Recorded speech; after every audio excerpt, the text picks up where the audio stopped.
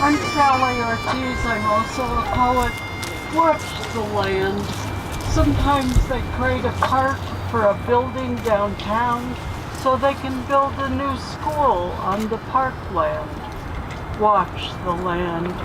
Other times they want to take our historic golf course for 2 years, cut down over 200 trees, tear down the clubhouse, make an event center and a lake, just so they can build a highway tunnel. Watch the land. At times the city buys property, then trades it to a developer for a plaza, though they call it a pocket park. Watch the land. Now the city is buying Park Hill Golf Course from the Clayton Foundation. We want to continue it being green space, not a new Amazon. Watch the land. Watch the land. Watch the land. Thank you very much. Watch the land. Very good. Denver has less than 8% parkland, whereas New York has over 20%, and Portland, the same size as Denver, has over 20% parkland. And if we densify this city, we need more parkland. City Park Golf Course was designed by the famous landscape architects who did Central Park in New York, the Olmsted brothers. And the golf course, in concert with the Olmsteds, was designed by a golf architect, Tom Bendelow, in 1913. Tom Bendelow designed over 600 golf courses, only 2 of which are considered nationally significant. And City Park Golf Course is one of those 2. Trees are the best stormwater protector. They have so many benefits. They're immeasurable in terms of air conditioning, greenhouse gas emission. The trees are food sources, nesting sites, all kinds of habitat for the birds as well as other wildlife. In City Park alone, there are over 166 species of birds. The golf course was a certified Audubon golf course sanctuary.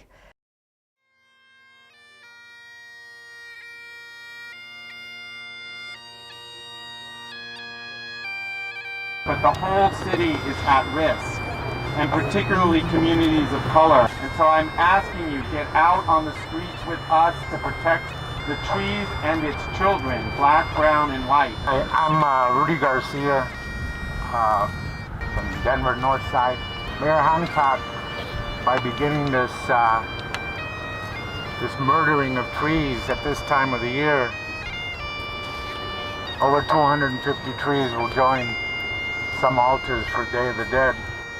Everyone here should remember Groveville Park Landing and over 200 trees slaughtered by the same serial tree killer.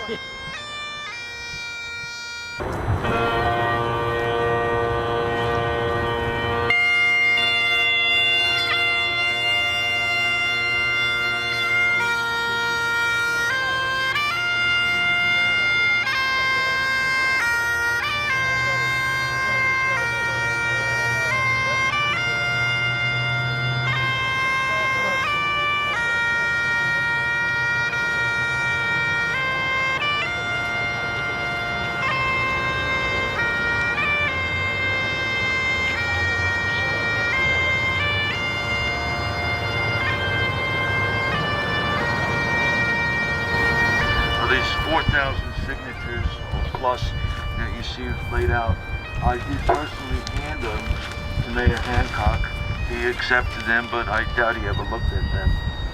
As you know, the court has ruled against stopping this destruction happening, but it was quite interesting that the judge also in his ruling mentioned that he agreed that this project was not good for the neighborhood, not good for the historic nature of this park, and not good for our environment. And yet, the city is proceeding.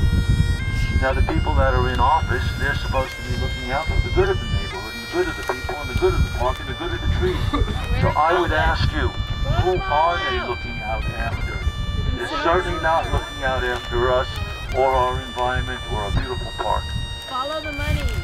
Follow the money. In a conversation I had not long ago with my friend standing next to me, Larry Ambrose, I was trying to put it together. There's too much that's happening, and we're talking about very, very big money, as you all know.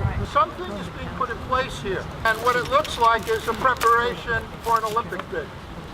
And so whether it's I-70, whether it's the Western Stock Show and how it's going to hit Swansea and Globeville neighborhood, whether it's this water diversion, whether it's the fact that certain well-known developers and their children are buying property like crazy in that same neighborhood. Well, the hypothesis is it's preparing to go to the Olympic bidding committee and say, hey, the infrastructure is all in place. Greek saying that a society grows great when old men plant trees whose shade they know that they will never sit in.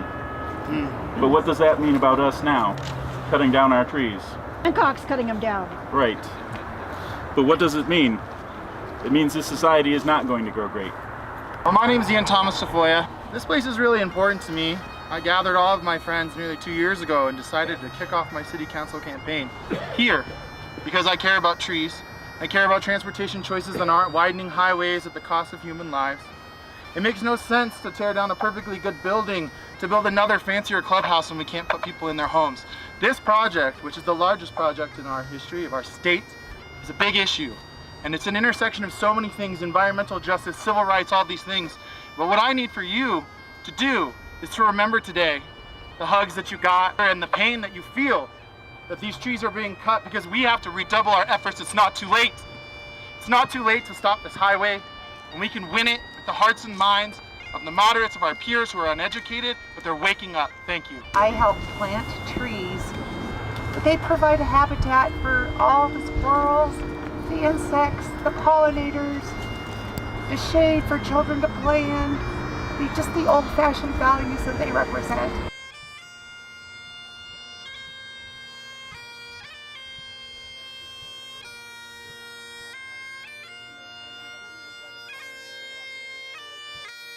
The bottom line is I-70 and the drainage are connected, that CDOT and Denver entered into an intergovernmental agreement that tried to separate them off. And the reason they did not want them to be connected is because they wanted to avoid the federal regulations for the environmental impact statement.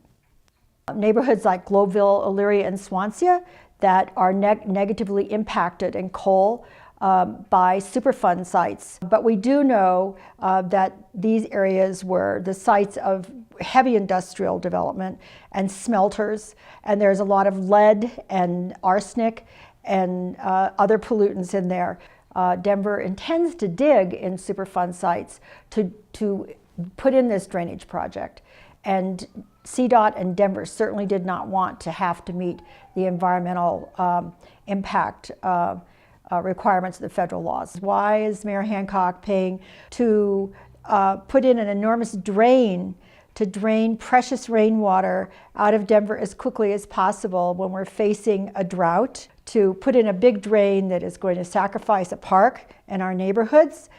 120,000 property owners in Denver are paying wastewater fees. They're just going to benefit a few people, a few developers. It was done without a vote of the people to develop a retro drainage system.